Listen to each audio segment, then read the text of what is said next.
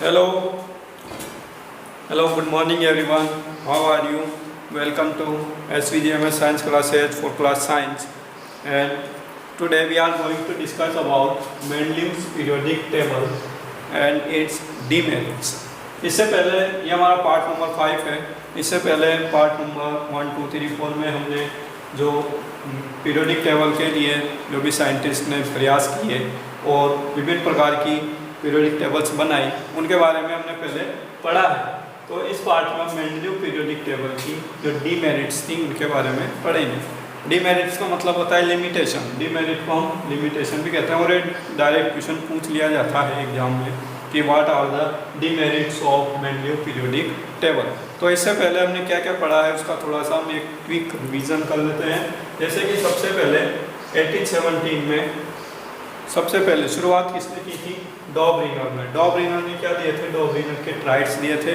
हर tried के अंदर कितने एलिमेंट थे? तीन एलिमेंट थे. इन्होंने टोटल 3 ट्राइड्स बनाए थे. ट्राइड कितने बनाए? टोटल 3. हर ट्राइड के अंदर कितने एलिमेंट थे? 3. तो इन्होंने टोटल 9 एलिमेंट्स का क्लासिफिकेशन किया था. उस समय कितने एलिमेंट्स साइंटिस्ट जानते थे? कितने एलिमेंट्स के बारे में जानते थे? तो उस समय टोटल लगभग 30 एलिमेंट्स के बारे में साइंटिस्ट जानते थे. लेकिन इन्होंने सिर्फ 9 एलिमेंट्स का ही क्लासिफिकेशन किया था. और किस आधार पर किया था? तो उन्होंने एलिमेंट्स को उनके बढ़ते हुए परमाणु भार यानी एटॉमिक मास के आधार पर जमाया था. और उसके बाद उन्होंने जो ट्राइड्स बनाए उसके अंदर 3 एलिमेंट्स रखे जिसमें से जो फर्स्ट और थर्ड एलिमेंट्स थे उनके एटॉमिक मासेस का एवरेज थर्ड एलिमेंट के एटॉमिक मास के बराबर था. तो ये सब हमने पहले पढ़ लिया है और हर क्लास में मैंने इसको बार बार रिवाइज किया है ताकि आपको ये थोड़ा अच्छे से लर्न हो जाए, याद हो जाए. देन 1817 के बाद 1856 में आपके 1866 में न्यूलैंड साहब आए. न्यूलैंड साइंटिस्ट थे, केमिस्ट थे. उन्होंने क्या दिया? न्यूलैंड ने न्यूलैंड्स ऑक्टेव दी. अष्टक. ऑक्टेव का मतलब होता है अष्टक. तो न्यूलैंड ने क्या दिए? ऑक्टेव दिए. और उसके लिए उन्होंने एक ऑक्टेव रूल भी दिया. न्यूलैंड ने क्या दिया था? एक ऑक्टेव रूल दिया था. ठीक है. ऑक्टेव रूल में उन्होंने क्या कहा था? ऑक्टेव रूल उन्होंने क्यों बनाया था? उन्होंने ऑक्टेव रूल इसलिए बनाया था क्योंकि जब उन्होंने एलिमेंट्स को increasing order of atomic masses में जमाया, ठीक है, एटॉमिक मासेज के बढ़ते हुए क्रम में जमाया, तो उन्होंने पाया कि जिस तरह से हमारा म्यूजिकल स्केल होता है, म्यूजिकल स्केल में आपके 7 सुर होते हैं. ठीक है, सारे गामा पा धा नी. उसके बाद आप वापस रिपीट कर देते हैं सारे गामा पा धा नी सा. ठीक है, तो सा वापस आ जाता है यानी कि हर 8वां एलिमेंट फर्स्ट एलिमेंट से सिमिलरिटी शो करता है. इसी को उन्होंने क्या कहा था? ऑक्टेव रूल कहा था. हर एलिमेंट, हर 8th element shows every 8th element shows similarity with its respective first elements. ठीक है, तो ये हमारा ऑक्टेव रूल था. म्यूजिकल स्केल से उसकी कंपैरिजन की थी और उन्होंने टोटल 7 ग्रुप्स बनाए थे. उस समय लगभग 56 एलिमेंट्स के बारे में साइंटिस्ट को पता था. टोटल कितने एलिमेंट्स के बारे में साइंटिस्ट जानते थे? 56 एलिमेंट्स के बारे में साइंटिस्ट जानते थे. ठीक है, तो उन्होंने उन एलिमेंट्स को वहाँ पर जमाया था 7 ग्रुप्स में. ग्रुप्स क्या होते हैं? जो वर्टिकल रोज होती हैं उनको हम क्या कहते हैं? ग्रुप्स कहते हैं. लेकिन इनका जो कमी था न्यूलैंड ऑक्टेव का, उन्होंने बहुत अच्छा जमाया था.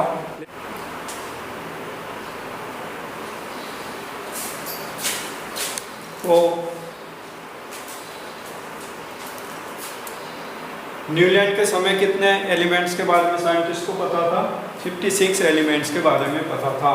लेकिन इसकी एक कमी थी कि जब न्यूलैंड ने ऑक्टेव रूल बनाया और उनको एलिमेंट्स को जमाया 7 ग्रुप्स में according to their increasing atomic masses, तो ये जो रूल था ये केवल 20 एलिमेंट तक ही सीमित था. यानी कि कैल्शियम का एटॉमिक नंबर आपके 20 होता है, तो 20 एटॉमिक नंबर तक ही आपके ये पीरियोडिक टेबल सक्सेसफुल थी.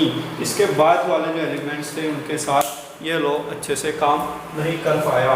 तो ये इसकी एक लिमिटेशन थी. ठीक है, फिर उसके बाद आपके मेंडलीव साहब आते हैं.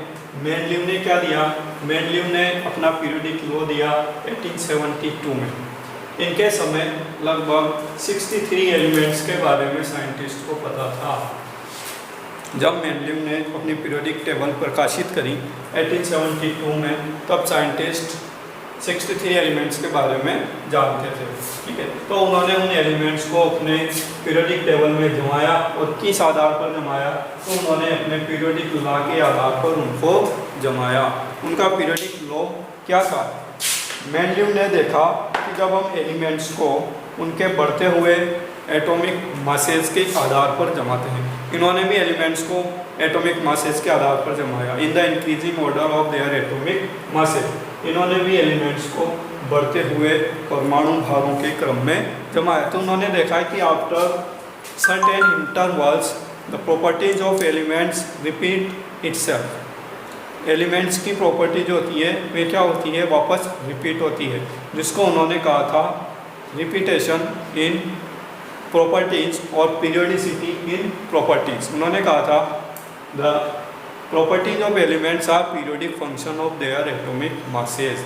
जो प्रॉपर्टीज होती हैं किसी भी एलिमेंट की या सभी एलिमेंट्स की जो हमारे उस समय ज्ञात थे, उन एलिमेंट्स की प्रॉपर्टीज उनके एटॉमिक मासेज के पीरियोडिक फंक्शन थी, मतलब आवर्त फलन थी। ऐसा इन्होंने पीरियोडिक लॉ में कहा था, जिसको हम पहले पढ़ चुके हैं कि कोई भी जो एलिमेंट्स होते हैं वे अपने प्रॉपर्टीज़ को निश्चित अंतराल के बाद वापस क्या करते हैं, उसकी पुनरावृत्ति करते हैं, रिपीटेशन करते हैं। उसी को हम क्या कहते हैं, पीरियोडिक लॉ या पीरियोडिसिटी इन प्रॉपर्टीज कहते हैं। ठीक है, मेंडलीव की पीरियोडिक टेबल की खास बातें क्या थी? उनकी टेबल में 8 ग्रुप थे और 6 पीरियड थे। मेंडलीव ने टोटल 8 ग्रुप बनाए थे। हर ग्रुप को उन्होंने ए और बी सब ग्रुप में भी डिवाइड किया था, और साथ ही उनके पीरियड्स है। पीरियड्स क्या होते हैं? पीरियड्स आर हॉरिजॉन्टल रोज। इस तरह की जो रोज होती हैं उसको हम क्या बोलते हैं, पीरियड्स। और जो वर्टिकल रोज होती हैं उनको क्या बोलते हैं, ग्रुप। तो इनके कितने ग्रुप थे? 8 ग्रुप थे, और प्रत्येक ग्रुप ए और बी 2 सब ग्रुप्स में डिवाइड था। ए ग्रुप वाले एलिमेंट्स को उन्होंने रिप्रेजेंटेटिव एलिमेंट्स कहा था, और जो बी सब ग्रुप वाले एलिमेंट्स थे उनको उन्होंने ट्रांजिशन एलिमेंट्स कहा था। ये भी हमने पहले पढ़ लिया है। ठीक है, और उसकी खास बातें क्या थी, उनके मेरिट्स क्या थे? मेरिट्स के बारे में भी हमने पढ़ा है कि मेंडलीव ने जब अपने पीरियोडिक टेबल दी तो उसके पहले उन्होंने सभी एलिमेंट्स की बहुत अच्छे से स्टडी की थी, उनकी केमिकल प्रॉपर्टीज़ को उन्होंने फाइंड आउट किया था। सभी एलिमेंट्स की ऑक्सीजन और हाइड्रोजन के साथ रिएक्शन करवाई थी। उन्होंने क्या किया था, सभी एलिमेंट्स की सिस्टमेटिक स्टडी की, यानी उनकी केमिकल रिएक्शन करवाई। किसके साथ? कार्बन, ऑक्सीजन एंड हाइड्रोजन के साथ। ऑक्सीजन के साथ रिएक्शन करके उन्होंने सभी एलिमेंट्स के ऑक्साइड बनवाए, और हाइड्रोजन के साथ रिएक्शन करके सभी एलिमेंट्स के हाइड्राइड्स बनाए। ठीक है, फिर उन्होंने फार्मूले फाइंड आउट किए, और उन फार्मूले के हिसाब से जनरल फार्मूले जो उन्होंने बनाए थे, जैसे RH, R2O, ठीक है, फिर RH2, फिर RO, इस तरह से उन्होंने फॉर्मूले बनाए। और उनके जो जनरल फॉर्मूले थे, आर की जगह किसी भी एलिमेंट को रख सकते हैं। जो भी एलिमेंट इस तरह के फॉर्मूले दिखा रहे थे उनको उन्होंने एक ही ग्रुप में प्लेस किया। ठीक है, कुछ जगहों पर उन्होंने जो उनका नियम था कि सभी एलिमेंट्स को उनके बढ़ते हुए एटॉमिक मासेस के आधार पर जमाना है, उसको भी उन्होंने अवॉइड किया, और कुछ जगह पर स्लाइटली हायर एटॉमिक मास वाले एलिमेंट्स को भी उन्होंने कुछ एलिमेंट्स के पहले ही रख दिया। ठीक है, तो ये कुछ खास बातें हैं इसकी। इसके अलावा उन्होंने अपने पीरियोडिक टेबल में कुछ गैप्स भी छोड़े थे, गैप्स बिटवीन एलिमेंट्स। उनके जो ग्रुप्स थे, वर्टिकल रोज थी, उन रोज में उन्होंने क्या छोड़े थे, गैप्स, कुछ जगह खाली छोड़ी थी। क्यों छोड़ी थी? क्योंकि उन्हें पता था कि यहाँ पर कोई दूसरा एलिमेंट जिसकी भविष्य में बाद में खोज होगी उसको यहाँ पर रख दिया जाएगा। वे चाहते तो उसके जो नेक्स्ट हायर एटॉमिक मास वाला एलिमेंट था उसको वे वहाँ पर रख सकते थे, लेकिन उन्होंने ऐसा नहीं किया। उन्होंने वहाँ पर गैप छोड़ा, और उन्होंने कुछ एलिमेंट्स की क्या की, प्रिडिक्शन की, कुछ एलिमेंट्स की भविष्यवाणी की। तो ये भी मेंडलीव का क्या था, एक बहुत बड़ा अचीवमेंट था, बहुत बड़ी उपलब्धि थी कि उन्होंने वहाँ पर गैप छोड़े और ऐसी घोषणा की कि कुछ एलिमेंट्स की यहाँ पर बाद में खोज हो सकती है। लेकिन हमारे जो न्यूलैंड थे, न्यूलैंड्स ने ऑक्टेव रूल दिया था, अपना जो क्लासिफिकेशन दिया था ऑक्टेव के हिसाब से। उन्होंने कहा था कि नेचर में सिर्फ 56 एलिमेंट्स होते हैं और इसके बाद किसी एलिमेंट की खोज नहीं होगी। और मैंने जो क्लासिफिकेशन दे दिया है यही क्या है, बिल्कुल पर्याप्त है, या इससे आगे हम इसको क्लासीफाई नहीं कर सकते, ऐसा उन्होंने कहा था। लेकिन मेंडलीव ने देखा था कि यहाँ पर कुछ एलिमेंट्स ऐसे हैं जिनकी प्रॉपर्टीज एक ग्रुप में सिमिलर नहीं है, ठीक है। उसकी जगह वहाँ पर उनको खाली छोड़नी पड़ी और फिर बाद में उनकी खोज हुई। खोज तो बाद में हुई, लेकिन पहले ही उन्होंने उसको क्या दे दिया था, उसको नाम दे दिया था। जैसे स्कैंडियम की खोज हुई बाद में, तो ये हमारे बोरॉन वाले ग्रुप में आना था। एका, यहाँ पर संस्कृत का आपके शब्द होता है एकम, उससे लिया गया है एका बोरॉन, यानी कि बोरॉन से एक पहले, ठीक है। ये क्या है, बोरॉन के एक पहले वाला एलिमेंट है। तो ये कौन है, स्कैंडियम, ठीक है। फिर उसके बाद गैलियम की खोज हुई थी। गैलियम को उन्होंने नाम दिया था एका एल्यूमिनियम, क्योंकि ये एल्यूमिनियम वाले ग्रुप में आता है। सबसे ऊपर आपके बोरॉन आता है, ठीक है, फिर एल्यूमिनियम आता है, फिर सिलिकॉन आता है, फिर गैलियम आता है। तो ये आपके कहाँ पर आया था, एल्यूमिनियम के ऊपर, एल्यूमिनियम के नीचे, एल्यूमिनियम ऊपर होता है, गैलियम नीचे होता है, आप पीरियोडिक टेबल में देख सकते हैं। तो गैलियम को उन्होंने क्या नाम दिया था, एका एल्यूमिनियम, और जर्मेनियम को उन्होंने नाम दिया था एका सिलिकॉन। इस तरह से 3 एलिमेंट्स की खोज उन्होंने पहले कर ली थी, या उन्होंने भविष्यवाणी कर दी थी कि किन 3 एलिमेंट्स की बाद खोज होगी और उनको क्या नाम दिया जाएगा, ठीक है। तो इसको भी एग्जाम्स में कई बार पूछा जाता है। Name 3 elements detected by Mendeleev. Mendeleev के द्वारा किन 3 तत्वों की भविष्यवाणी की गई थी, तो उनके हम नाम यहाँ पर लिख सकते हैं आराम से। तो ये हमारे कुछ मेरिट्स थे मेंडलीव की पीरियोडिक टेबल के। तो आज हम अपना जो टॉपिक है demerits of Mendeleev periodic table, इसके बारे में थोड़ा डिस्कस करेंगे।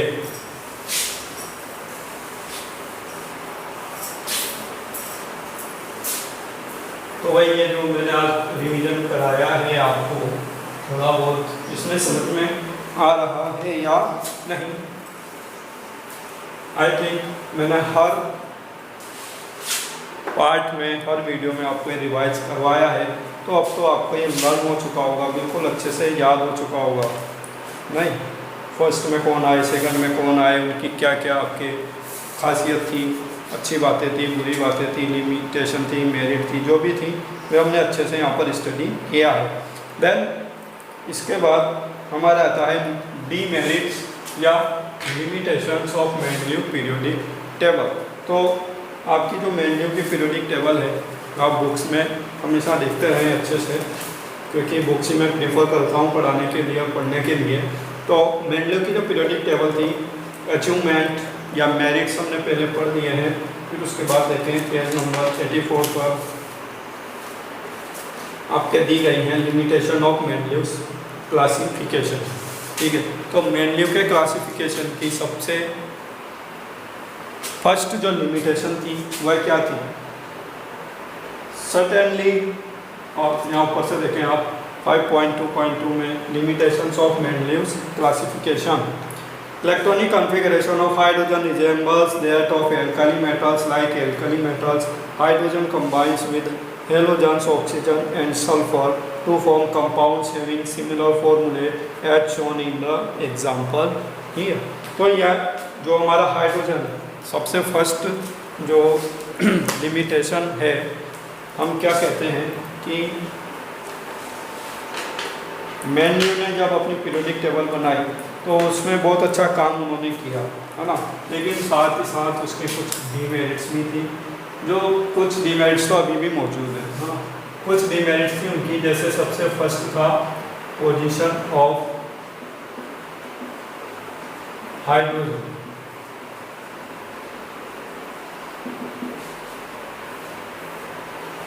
हाइड्रोजन की स्थिति, आप इसको कह सकते हैं एनामोलस पोजीशन ऑफ हाइड्रोजन। उनके समय जो पोजीशन थी हाइड्रोजन की कैसी थी, anomalous.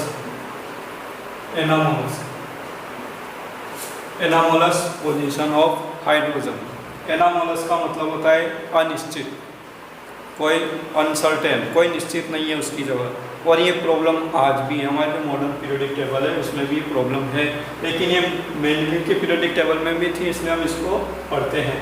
Anomalous position of hydrogen. तो ऐसा क्यों कहते हैं हम, हाइड्रोजन की पोजीशन अनिश्चित क्यों है? हमने तो उसको सबसे पहले फर्स्ट ग्रुप में रखा है, फर्स्ट नंबर पर। तो इसका थोड़ा समझते हैं। Electronic configuration of hydrogen resembles that of alkali metals. हमारे जो एल्कली मेटल्स हैं, एल्कली मेटल्स मतलब फर्स्ट ग्रुप जो है, ठीक है, हाइड्रोजन के नीचे जो भी मेटल्स आती हैं, lithium, sodium, potassium, rubidium, caesium and francium, इन सब को हम क्या कहते हैं? एल्कली मेटल्स कहते हैं।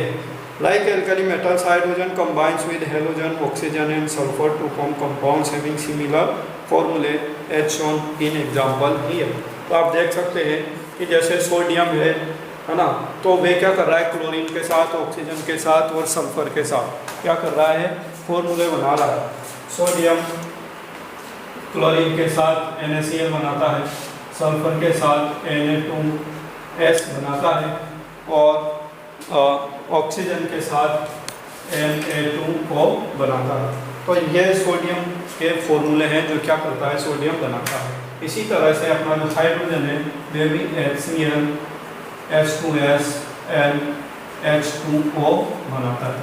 तो यहाँ पर आप देख सकते हैं ये सिमिलरिटीज है, किसके साथ? एल्कली मेटल्स के साथ। Hydrogen show similarities with alkali metal.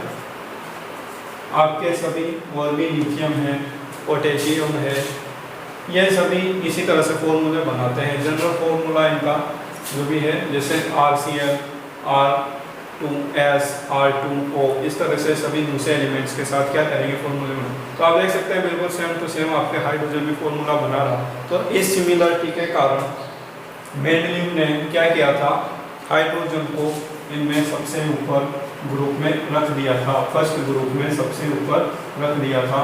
Hydrogen, फिर लिथियम, फिर सोडियम, फिर पोटेशियम, ठीक है, फिर रुबीडियम, फिर सीजियम और फिर फ्रांसियम। हालिना की रब से फरियाद। आपको सभी एलिमेंट्स भी याद होने चाहिए, ग्रुप्स में जो एलिमेंट्स होते हैं। जब हम लास्ट में मॉडर्न पीरियोडिक टेबल पढ़ेंगे, long form of modern periodic table, तो उसमें मैं आपको सिखाऊंगा सभी एलिमेंट्स को कैसे लर्न करना है। पूरे पीरियोडिक टेबल आप लर्न कर सकते हैं बहुत आराम से, ठीक है।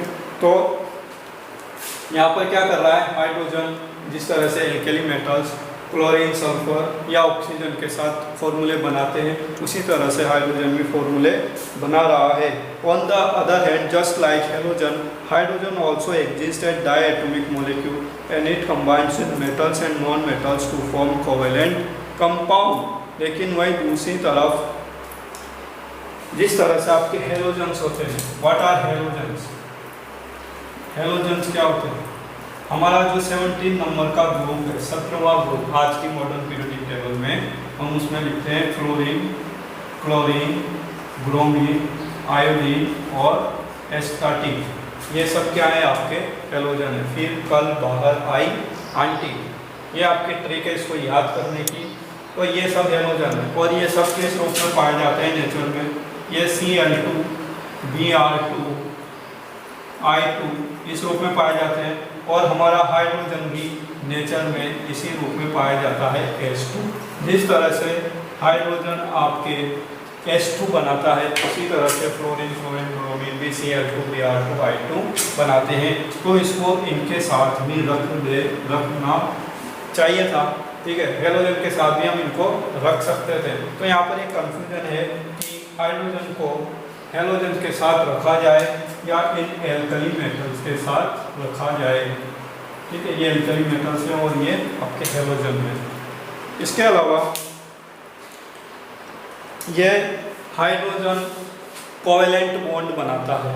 आपके जो हेलोजन हैं ये भी कोवेलेंट बॉन्ड बनाते हैं ज़्यादातर, और हाइड्रोजन भी क्या करता है? कोवेलेंट बॉन्ड बनाता है। कोवेलेंट बॉन्ड हमने पढ़ा है चैप्टर नंबर 4 में। ऐसे बॉन्ड जो इलेक्ट्रॉन्स की शेयरिंग से बनते हैं उन्हें हम क्या कहते हैं? कोवेलेंट बॉन्ड कहते हैं। ये इलेक्ट्रॉन को शेयर करता है।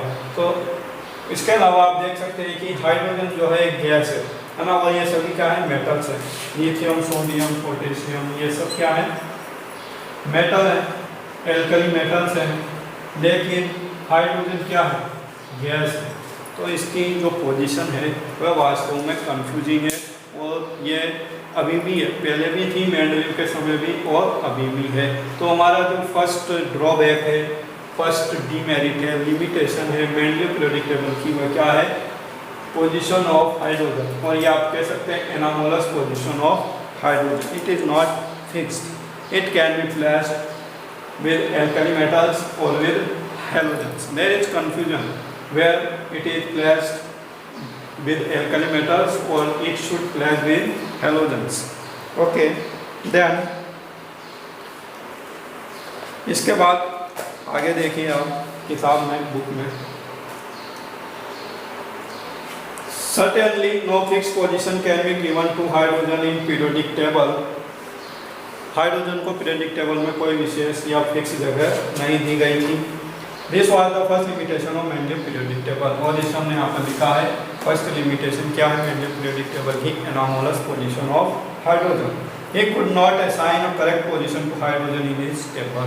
वह हाइड्रोजन को एक करेक्ट सही जगह नहीं दे पाए थे। Isotope were discovered long after Mendeleev had proposed his periodic classification of elements. दूसरी लिमिटेशन हमारी आइसोटोप से रिलेटेड है। जब मेंडलीव ने पीरियोडिक टेबल बनाई तब आइसोटोप के बारे में कोई नहीं जानता था। आइसोटोप के बारे में आपने चैप्टर नंबर 4 में क्लास 9th में पढ़ा है, आइसोटोप क्या होते हैं, उसके बारे में हम अभी डिस्कस करेंगे। Let us recall that isotope and element have similar chemical properties but different atomic masses. Isotope क्या होते हैं, आइसोटोप की यहाँ पर डेफिनेशन लिखी हुई है कि आइसोटोप किसी भी एलिमेंट के आइसोटोप वे एलिमेंट होते हैं जिनकी केमिकल प्रॉपर्टी बिल्कुल सिमिलर होती है, जिनका एटॉमिक नंबर बिल्कुल सिमिलर होता है, same atomic number but different atomic masses. ऐसे एलिमेंट को क्या कहते हैं, आइसोटोप कहते हैं। जैसे हाइड्रोजन के 3 आइसोटोप होते हैं, protium, deuterium and tritium. Chlorine के होते हैं chlorine Cl35 and chlorine Cl37। 2 इसके आइसोटोप होते हैं। कार्बन के होते हैं 6C12 एंड 6C14। और भी कई सारे एलिमेंट हैं, आयोडीन के होते हैं, यूरेनियम के होते हैं। 10 isotope of all elements pose a challenge to Mendeleev's periodic law. इस तरह से सभी एलिमेंट्स के जो आइसोटोप थे वे मेंडलीव के पीरियोडिक लॉ के लिए क्या थे, एक चैलेंज थे। Another problem was that the atomic masses do not increase in a regular manner in going from one element to the next. और जो दूसरा प्रॉब्लम था वह यह था कि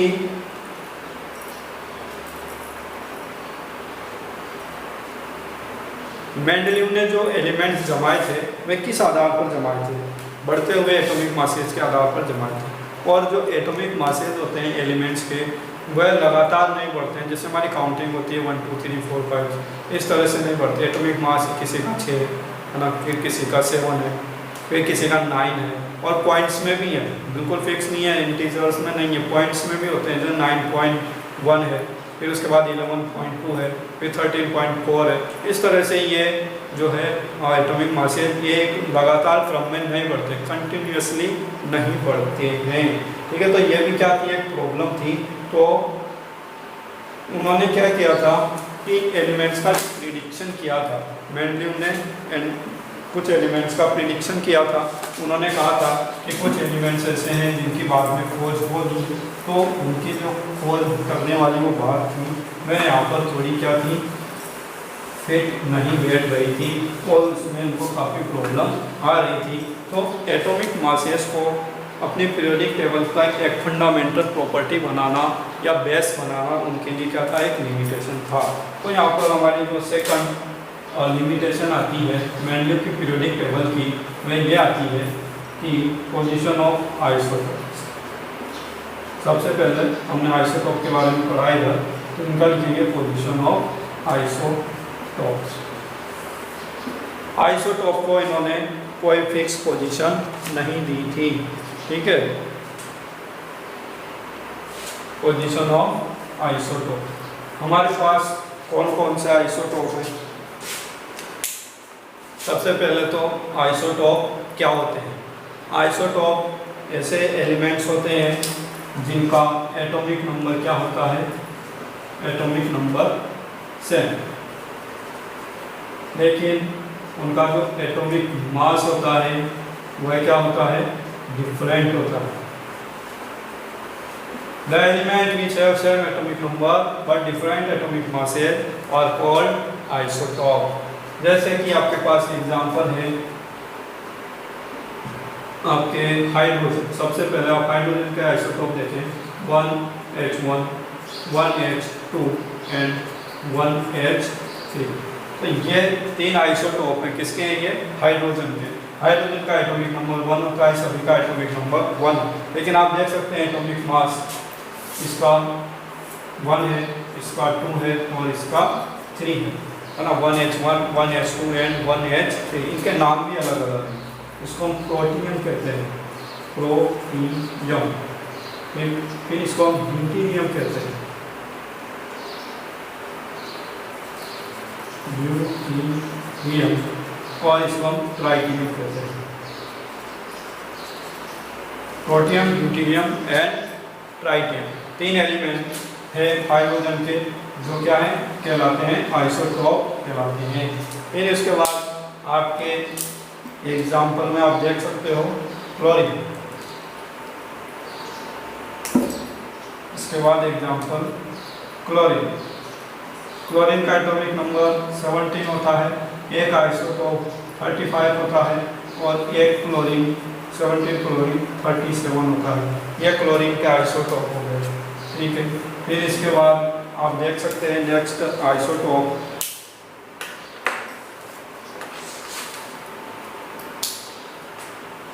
कार्बन का देख सकते हैं, 6C12 and 6C14।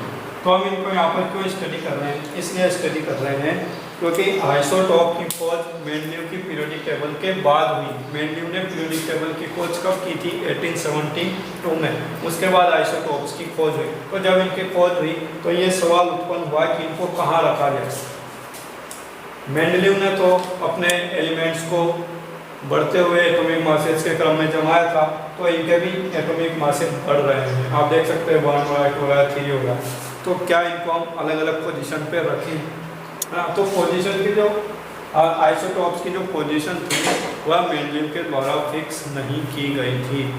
There was no clear position of isotope in Mendeleev's periodic table because Mendeleev arranged his elements in increasing order of atomic masses, and isotopes have also their different mass number. इनके mass number भी क्या होते हैं, अलग अलग होते हैं। So he should place isotope in different groups. तो उसको क्या करना चाहिए था, आइसोटॉप के लिए भी जगह छोड़नी चाहिए थी, या बाद में जब उनकी खोज हुई तो उनको बढ़ते हुए क्रम में जमाना चाहिए था। तो वहाँ पर क्या होता, ये पूरी पीरियोडिक टेबल उसकी बिगड़ जाती, खराब हो जाती। तो जिनकी जो समस्या थी वह वहाँ पर बनी हुई थी।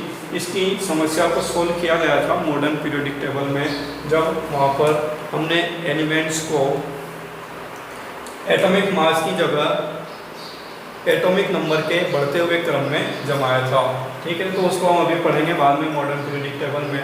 तो ये आपकी जो दूसरी लिमिटेशन है ये यहाँ पर आई थिंक क्लियर हो गई होगी कि उन्होंने क्या किया था, आइसोटॉप को सही जगह पर नहीं रखा था, या आइसोटॉप को वे सही जगह नहीं दे पाए थे जब उनकी बाद में खोज हुई थी, ठीक है। फिर उसके बाद आपके यहाँ पर जैसे बात आ रही है कि how many so it was not possible to predict how many elements could be discovered between two elements, especially when we consider the heavier elements. तो दूसरी चीज क्या थी कि यहाँ पर हम लिख सकते हैं तीसरी limitation. First limitation was position of hydrogen, आप ये भी लिख सकते हैं एनॉमलस पोजीशन ऑफ हाइड्रोजन। दूसरी क्या थी, पोजीशन ऑफ आइसोटॉप। तीसरी लिमिटेशन में हम लिख सकते हैं it was not possible to predict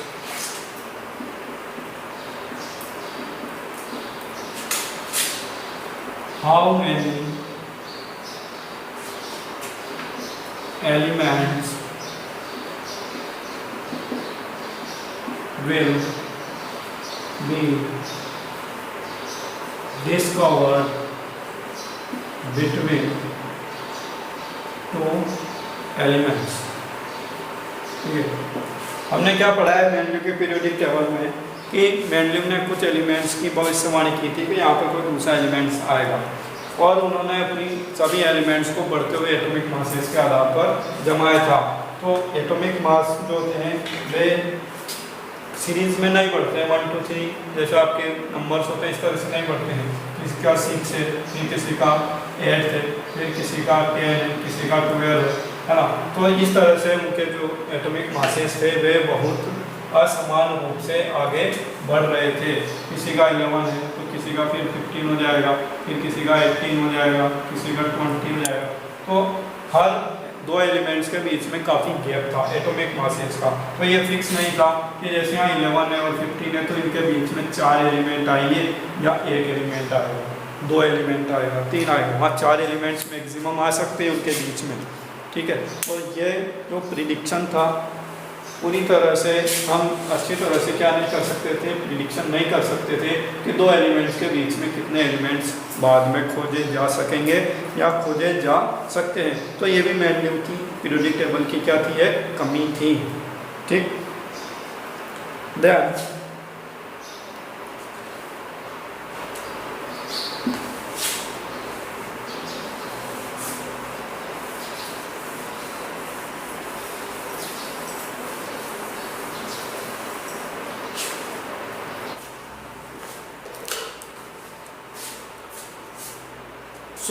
यहाँ पर हमारी 3 लिमिटेशंस हो चुकी हैं। मेंडलीव पीरियोडिक टेबल के 3 डिमेरिट्स को हम स्टडी कर चुके हैं। First was position of hydrogen, जिसे हम एनामोलस पोजीशन ऑफ हाइड्रोजन भी लिख सकते हैं। Then position of isotope, isotope की पोजीशन क्लियर नहीं थी। Then it was not possible to predict how many elements will be discovered between 2 elements, क्योंकि उन्होंने एलिमेंट्स को बढ़ते हुए एटॉमिक मासेस के आधार पर जमाया था और उन्होंने कुछ एलिमेंट्स की प्रिडिक्शन भी की थी। तो ये बिल्कुल सर्टेनली पॉसिबल नहीं था कि 2 एलिमेंट्स के बीच में कितनी एलिमेंट्स की बाद में खोज की जाएगी। देन यहाँ पर आपके 4th डिमेरिट्स हम लिख सकते हैं। Anomalous position,